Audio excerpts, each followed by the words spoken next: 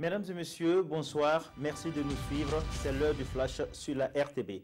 Prestation de serment au Conseil supérieur de la communication CSC. Ce matin, les nouveaux membres de cette institution de régulation de l'information et de la communication ont prêté serment devant le Conseil constitutionnel. Les 9 membres du CSC, désignés pour un mandat de 5 ans, ont promis de respecter les règles qui encadrent leurs fonctions.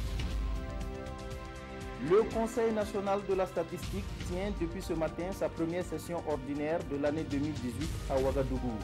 Les participants à cette rencontre vont examiner 2 projets. Il s'agit du rapport statistique national 2017 et le programme statistique 2019.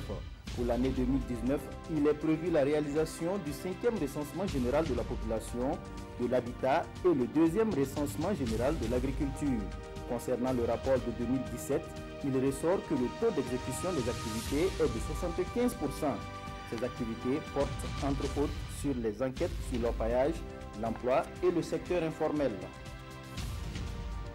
Les premières dames des États africains, membres de l'Organisation de la coopération islamique OCI, immortalisent leur présence à Ouagadougou, présentes dans le cadre du séminaire régional de haut niveau sur la promotion de la sensibilisation à la lutte contre le cancer. Elles se sont rendues au district sanitaire de Bogodogo pour marquer leur combat contre le fléau du cancer à travers la plantation d'arbres.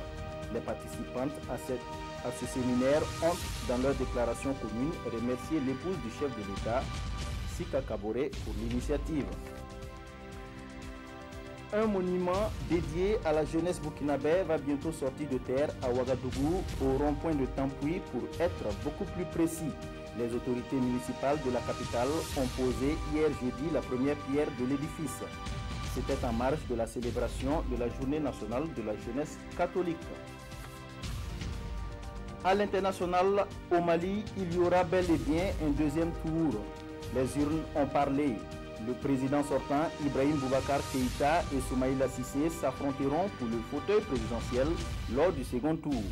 Ils ont respectivement obtenu 41,42% et 17,80% à l'issue du premier tour qui a mis aux prises 24 candidats.